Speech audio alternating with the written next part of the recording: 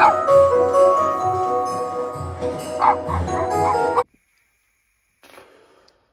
fandt ham i nat. Ved egetræet.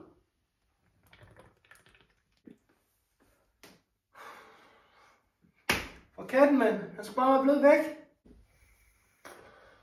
Ivan tror, han kan tro sig til folks tavshed. Ligesom i 89. Jeg så ham i går.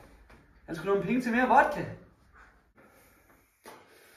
Nej, det er tragisk. Men Frank er ikke det eneste, der ligger begravet nede ved det træ. Ja, det er psykosvin. Han skrev alt ned, han gjorde tilbage i 89.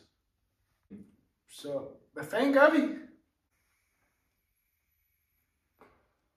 Jeg har en plan.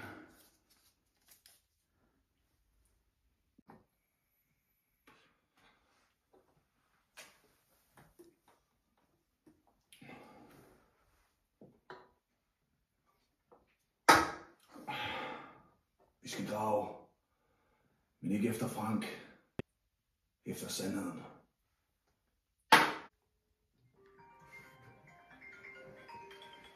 For fanden, mand. Han bliver ved med at ringe. Han ringer 8 gange i dag.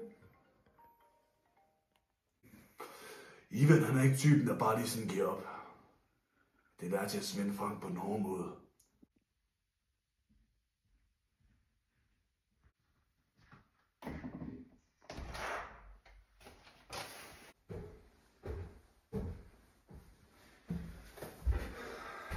Farlo! Du har en regning at betale! Jeg tror lige, jeg smutter en gang her. Du bliver bare her. Hvorfor dræbte du Frank? Han stak næsen for langt frem. Ligesom andre i det her rum. Hvad fanden? Han skyldte dig ikke om penge. Det handler ikke om penge. I snakker. Du er bange, Ivan. Bange for, at sandheden kommer frem. Betjenten. Luderen. Tordenslæggeren.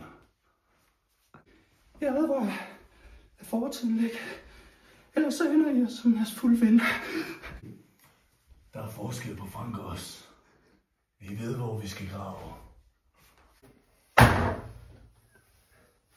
Hvis I skal slås, så bliver jeg skudt i haven, du.